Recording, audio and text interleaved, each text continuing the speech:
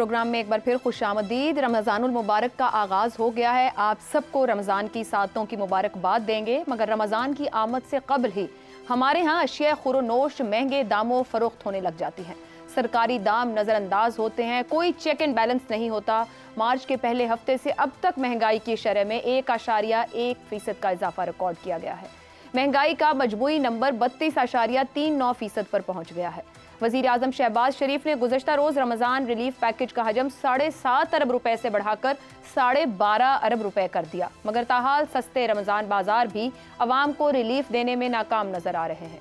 गोश्त, सब्जी, दालें, फल, खजूर समेत दीगर अशिया आवाम के लिए खरीदना मुश्किल हो चुका है। लाहौर में ही चिकन 590 रुपए से बढ़कर 700 रुपए फी किलो तक पहुंच गया है। 5 रोज कबल 120 रुपए में मिलने वाला प्याज अब 350 रुपए किलो में मुयस्सर है, जबकि 80 रुपए किलो में मिलने वाला टमाटर 180 रुपए किलो हो गया है। फल और दीगर सब्जियों की कीमतों में भी बड़ा इजाफा देखने में आया है। दीगर कई वजूहात के साथ साथ प्राइस कंट्रोलिंग का जदीद और फाल निज़ाम ना होना भी महंगाई की एक बड़ी वजह है।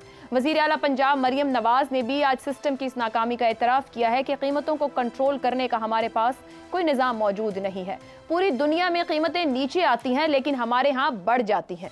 वैसे तो महंगाई पूरा साल ही चलती है, मगर हर साल रमज़ान की आमद के साथ ही महंगाई में गैर मामूली इजाफा एक मामूल बन चुका है, एक आदत बन गई है।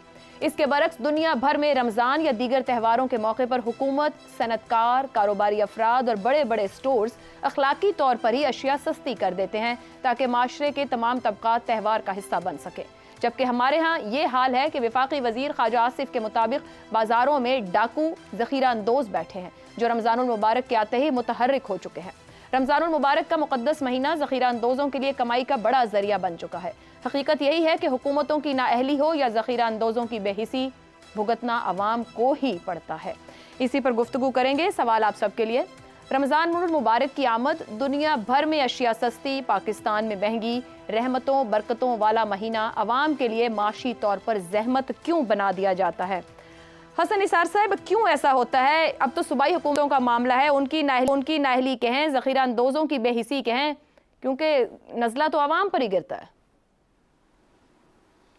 देखें, आपने अभी ख्वाजा आसिफ का हवाला दिया, मुझे मुद्दतों बाद इस आदमी की को बात अच्छी लगी है, लेकिन ये बात अधूरी की है उसने। चोर डाकू जेब कुतरे सिर्फ बाजारों में नहीं है। It is the society of submen and manimals. ये मैं नौजवान बच्चों के लिए थोड़ा एक्सप्लेन कर दूं ताकि उनको दिक्कत ना हो। सबमैन कहते हैं इंसान होने से चंद स्टेप्स नीचे है इंसान, लेकिन इंसान होना। अच्छा, मैनिमल कहते हैं मैन और एनिमल का मजमुआ। अच्छा, आप गौर करें आयशा, आप भी, आपकी जगह मैं होता, मैं यही करता, शहजाद भाई होते, यही अफसार साहब होते, जैगम साहब होते। हमारा अपना माइंडसेट कितना परागंदा, आलूदा और डिस्टॉर्टेड है कि हम भी इतना धकेल दिए गए हैं। We are slightly better than, मतलब और तरह के थोड़ा मुख्तलिफ लोग हैं। हम भी सिर्फ इस मखसूस महीने में महंगाई पे फोकस और शोर कर रहे हैं। इसको इंटरप्रेट करो। हम खुद इस गलाजत का इस तरह का हिस्सा बन गए हैं। हम रमजानुल व्हाई नॉट अदर मंथ्स, उन महीनों में दांत झड़ जाते हैं, भूख नहीं लगती। ये बड़े बड़े एड्स के ऊपर, बड़े बड़े डाइनिंग टेबल्स के ऊपर जो खाने हैं वो नहीं। मैंने कहा it's a society of manimals and submen. अच्छा, मुझे बताएं कि इस मखसूस महीने में महंगाई पे बड़ा फोकस है, शोर है। ओ भाई, बाकी महीनों में मुसलमानी हराम है। मुझे बताएं, 11 महीने में जिस कमीनगी, खुदगर्जी, बदकिरदारी की प्रैक्टिस करता हूं, how do you expect me to behave एक खास महीने के लिए? वजह भाई, मैं सरतापा एक मकरू आदमी हूं। ख्वाजा आसिफ ने बड़ी पते की बात की है। ये जो हम अपनी तारीफें, अपनी पीठ थपथपाते रहते हैं ना, और उम्मीदें शुमीदें, किस बात की उम्मीद? उम्मीद का ताल्लुक, देखें बात सुने, हमारा तकिया कलाम अल्लाह रहम करेगा। अल्लाह ने बगदाद से वहां तक नहीं रहम किया। बिल्कुल। मदीना में जो हुआ मैं बता नहीं सकता। पहली बार मुसलमान बच्चों, औरतों और मर्दों के साथ, वो भी यजीद का भेजा हुआ शामी लश्कर। अल्लाह ने ठेका नहीं लिया हुआ, उसके रहम करम की कुछ शराइत हैं, ये कंडीशनल होता है। वो जन्नतों वाला है तो जहन्नम में भी उसी ने बनाए हुए हैं। ये गैर मंतकी सवाल है, क्योंकि ये माशरा टॉप टू टॉप, जिसका जबड़ा है वो इतनी बोटी उतारता है, जिसकी चोंच है वो इतनी। सो ये सवाल, ये मखलूक जो है ना, ये बस ऐसा ही है, छोड़ दो आप। ये तो गदागरों को लूटने से बाज नहीं आ रहा है, ठीक हो गया, भिखारियों को लूटने वाले। दुरुस्त। ज़ैगम साहब, एक तरफ रमज़ान पैकेज है, वज़ीर आज़म 12.5 अरब का पैकेज दे रहे हैं, सिंध की हुकूमत 22.5 अरब रुपए का रमज़ान पैकेज दे रही है, केपी की हुकूमत 8.5 अरब रुपए का रमज़ान पैकेज दे रही है, पंजाब में 75 लाख घरानों तक राशन पैकेज पहुंचाए जा रहे हैं, फिर आपके पास सस्ते बाजार, रमज़ान बाजार मौजूद हैं। इतना कुछ होने के बावजूद भी महंगाई किसी के कंट्रोल में नहीं है, और जो मर्जी कहें, जैसे चांद के 2 महीनों पे ही चांद का मामला बनता है, बाकी 9-10 महीने कोई नहीं पूछता है कि चांद कब निकला कब नहीं निकला, पर 2 महीनों के ऊपर पूरी कौम की नजर सिर्फ चांद पे होती है। तो इस 1 महीने में आके शायद ये मामला भी ज्यादा तेज हो जाता है। गलत कहां पर है हम, गलती किसकी है, मैं कहां लूप होल है? देखिए, जिस तरीके से इस मसले को हल करने की कोशिश की जाती है उस तरीके से ये मसला हल हो नहीं सकता। अच्छी बात है, हुकूमत अगर गरीबों की मदद करती है रमज़ान में तो वो ठीक है, लेकिन महंगाई का मसला तो इससे हल नहीं होता। 2 वजूहात हैं और एक हल है। पहली वजह क्या है? Supply and demand. ठीक, ये वो महीना है जब सब लोग खर्च करते हैं, खुल के खर्च करते हैं, बहुत डिमांड होती है। जो लोग 11 महीने फल नहीं खाते वो इस 1 महीने में फल खाते हैं, जो 11 महीने गोश्त नहीं खाते वो इस महीने में गोश्त खाते हैं, सब्जियां इस्तेमाल करते हैं। और लोग सिर्फ अपने लिए इस्तेमाल नहीं करते, ये सब चीजें दूसरों को देने के लिए भी इस्तेमाल करते हैं। बिल्कुल दुरुस्त। तो सप्लाई और डिमांड में अदम तवाजुन होता है। देखिए, जो कीमतों का इस्तेकाम होता है वो एक थोड़े से सरप्लस से होता है। 100 चीज़ों की ज़रूरत है, मार्केट में 103 चीज़ें मौजूद हैं तो 100 रुपया किलो। 100 चीज़ों की ज़रूरत है, मार्केट में 95 चीज़ें मौजूद हैं तो 250 रुपया फी किलो। इस तरीके से सप्लाई एंड डिमांड का असूल होता है, पहली बात। दूसरी बात क्या है कि ज़ख़ीरा अंदोज़ी। दुकानदार और होलसेलर अपनी कमाई में बरकत के लिए रमज़ान से पहले ही ज़ख़ीरा अंदोज़ी करते हैं, होर्डिंग करते हैं, सप्लाई को वो शार्ट कर देते हैं। एक तो फितरी तौर पर सप्लाई कम है, डिमांड ज़्यादा है, फिर वो मसनूई तौर पर सप्लाई को कम कर देते हैं। अब हल तो इसका सिर्फ एक ही है कि आप सप्लाई बढ़ाएं। अब सप्लाई कहाँ से बढ़ाएं? मुल्क में तो जो सप्लाई है वो वही कुछ मौजूद है। ये जो पेरिशेबल फूड के आइटम्स हैं, इसकी सप्लाई बढ़ाने का सिर्फ एक तरीका है कि आप हमसायों से मंगवाएं, हमसायों से ट्रेड करें। मिसाल के तौर पर भारत में मुसलमान जो है वो 20% है, 80% तो मुसलमान नहीं है, तो वहां तो डिमांड इतनी ज्यादा नहीं बढ़ती होगी, कीमतों में तब्दीली नहीं आती होगी, तो आप वहां से मंगवाएं। आप ईरान अफगानिस्तान से मंगवा सकते हैं, वहां से मंगाएं। जो शॉर्टेज क्रिएट हुई है आप उसको काउंटर कर दें, वो 5-10% जो कमी पैदा हुई है वो काउंटर कर दें तो कीमत स्टेबलाइज हो जाए। ठीक है, ठीक हो गया जी। एक ब्रेक लेते हैं, ब्रेक से वापस आएंगे तो शहजाद साहब और अबसार साहब की राय आपके सामने रखेंगे। निगरान सेटअप में भी ज़ख़ीरा अंदोज़ों के खिलाफ सख्त कार्रवाइयाँ की गई। मरियम नवाज वज़ीर आला पंजाब बनी तो उन्होंने खास तौर पर पैगाम दिया कि सख्त कार्रवाई होगी, ज़ख़ीरा अंदोज़ों के खिलाफ अपने आप को रजिस्टर्ड कराएं। मगर शहजाद साहब, फिर मरियम नवाज ने यह भी बताया गुफ्तगू में कि बदकिस्मती से पंजाब में मुस्तहिक़ अफराद का डाटा नहीं है। ये भी बताया कीमतें कंट्रोल करने के लिए कोई निज़ाम मौजूद नहीं है। जब हम ये बात कर रहे हैं कि माशी तौर पर ज़हमत बनना, निज़ाम में कोई कमी है कि मुसीबत बन जाती है अवाम के लिए सहूलत की बजाय, आपको लगता है कि वज़ीर आला पंजाब जहां पे निस्फ से ज़ायद आबादी है, ये गवर्नेंस के लूप होल्स को फिल कर पाएंगी? महंगाई का मसला किसी एक जगह हल हो सकता है या सब कनेक्टेड है?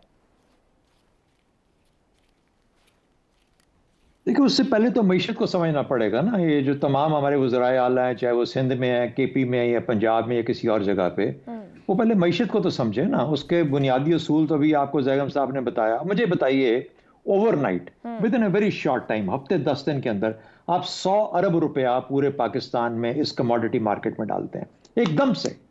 यानी हुकूमत वक्त कहती है 12 अरब मेरा, वो कहते हैं 50 अरब मेरा, 8 अरब उसका, फलाने का 22 अरब सिंध का, कुल मिला के 100 अरब के करीब रुपया है। अब ये 100 अरब किसके खिलाफ कंपीट कर रहा है? उन लोगों के खिलाफ जो कि मिडिल इनकम, बड़े मिडिल क्लास किस्म के लोग हैं, जिनको रमजान में जाके केला भी खरीदना है, सेब भी खरीदना है, जो मिल जाए थोड़ा बहुत, बेसन के पकौड़े भी बनाने हैं उन्हीं। लेकिन 100 अरब लेके कोई और भी आ गया, और वो जो 100 अरब वाला है वो ऐसे सफाई करता है मार्केट की कि जो आम अपनी तनख्वाह के ऊपर जाके जिसने चीजें खरीदनी है, जो वो 100 अरब का बेनिफिशियरी नहीं है, उसके लिए तो मुसीबत बन जाती है। और वो जो बेनिफिशियरी हैं उनका वो जो 100 अरब वाला मामला है वो सिर्फ 10 दिन चलेगा, हफ्ता 10 दिन चलेगा, लेकिन उस वक्त तक कीमतें उधर पहुंच जाएंगी जहां पे जब वो वापस अपने बाकी 20 रोजे पूरे करने जाएगा तो कीमतें अब उससे कंट्रोल से बाहर जा चुकी होंगी। तो सबसे पहले मईशत को समझें कि जब आप पैसा डालोगे और डिमांड को बढ़ाओगे और सप्लाई को नहीं बढ़ाओगे, सप्लाई को इंश्योर नहीं कराओगे, तो वो फिर जो, और फिर ये कौन हुकूमत है? ये हुकूमत उन्हीं चीजों के पीछे जाती है, आटा, दाल, चीनी, रूह अफ़ज़ा और फलानी चीजों के पीछे, जिसके पीछे आम आदमी भी जा रहा है खरीदने के लिए, उन्हीं चीजों का पैकेजेस बनाती है। बिल्कुल। तो जब मार्केट तो उसने खा जानी है, उसने खाली कर जानी है, इनको क्या मिलेगा जाके वहां पे? तो बुनियादी सबसे पहले अक्ल और समझ के साथ समझो कि यार ये मईशत के डायनामिक्स और ट्रिगर्स होते क्या है। और दूसरा बड़ा मामला असल में इसका कंट्रोल करना एडमिनिस्ट्रेटिव मेजर है कि मैंने जखीरा अंदोजी नहीं करने देनी, और अगर आपके अंदर कमाल है तो इस वक्त के आने से पहले अपनी प्रोडक्शन बढ़ाइए, सप्लाई साइड को इंश्योर कीजिए, तो बजाय डिमांड को बढ़ाने के, जो कि एक गलत अमल है, आप सप्लाई बढ़ाइए। जो बाहर काम मुकाबला करते हैं ना, वहां पे स्टोर भर जाते हैं, हर चीज एक कीमत के ऊपर लग जाती है, यहाँ पे चीजें छुप जाती हैं, वो नीचे दराज में चली जाती हैं, गोदामों में छुप जाती हैं। इसलिए ये फर्क है कि वहां पे हर चीज सामने आ जाती है, इधर छुपा दी जाती है, और इसलिए कीमत को मैनिपुलेट किया जाता है। ठीक हो गया जी। अब सर साहब, ये बाकी हमारे पास क्या सप्लाई का मामला है, क्या सूबाई हुकूमतें, अब तो ये उनके पास इशू है कि महंगाई को कंट्रोल करें, हम क्यों नहीं कोई निजाम बना सके इस मामले से लड़ने को? देखिए, बहुत सारी वजूहत है इस पर, निज़ाम क्यों नहीं बना सके इस पर तो इतना टाइम नहीं है, लेकिन शहजाद साहब ने बहुत एक अच्छा पॉइंट दिया है। मैं it make sense, economic sense, कि ज़ाहिर है आपने सप्लाई की अगर बात कर रही हैं तो सप्लाई तो उठा ली उन्होंने, हुकूमतों ने उठा ली, लेकिन ये हुकूमतों का ये जो काम है, ये जो एहसान है गरीबों पे कि वो उनको पैकेट दिए जाते हैं और तस्वीरें खिंचवाई जाती हैं, ये कोई सोल्यूशन तो नहीं है, ये कोई सोल्यूशन नहीं है। मैं भी हिसाब लगा रहा था कि अगर आप ऑफिशियल पॉपुलेशन ग्रोथ रेट पे जाएं तो हर साल 50 से 60 लाख बच्चा पाकिस्तान में नया आता है, पैदा होता है, तो इसका मतलब 5 से 6 लाख नए घराने, तो आपने अभी जितने भी 2 या 3 करोड़ घरों को दिए हैं, 3 करोड़ घरों को शायद दिए हैं, तो उसमें 5-6 लाख घर और शामिल हो जाएंगे अगले साल, उससे अगले साल और शामिल हो जाएंगे। एक दफ़ा 100 अरब दिया है, अब अगले साल 150 अरब, पर कितनी, कोई is there any end to it?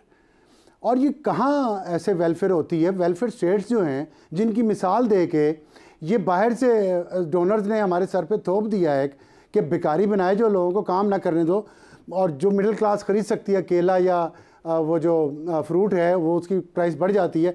उसमें होता क्या, उस वेलफेयर स्टेट जो यूके देख लें, हमारे ये हसन निसार साहब डीएनए की बात करते हैं और मैं उनसे हमेशा इख्तलाफ ही करता हूँ इस बात पे, लेकिन उनका पता नहीं हसन निसार साहब के अल्फाज में इतना असर है या उनका प्रोपेगेंडा इतना असर अंगेज़ है कि मैं सोचना शुरू हो गया हूँ कि वाकई कहीं डीएनए में तो नहीं मसला, कि क्यों ऐसा कि पाकिस्तानी यूके में भी होगा ना तो वो वेलफेयर का पैसा खाएगा, वो काम नहीं करेगा।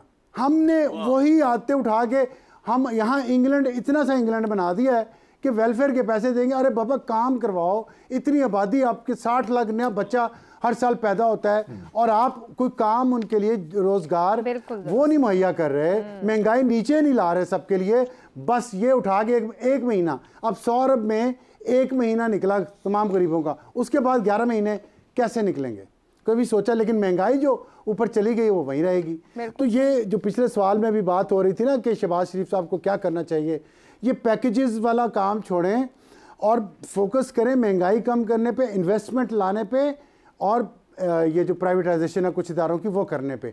तब अगर मैक्रो लेवल पे चीज़ें कुछ बेहतर होंगी, तब माइक्रो लेवल पे जाके कुछ लोगों को असर पड़ेगा।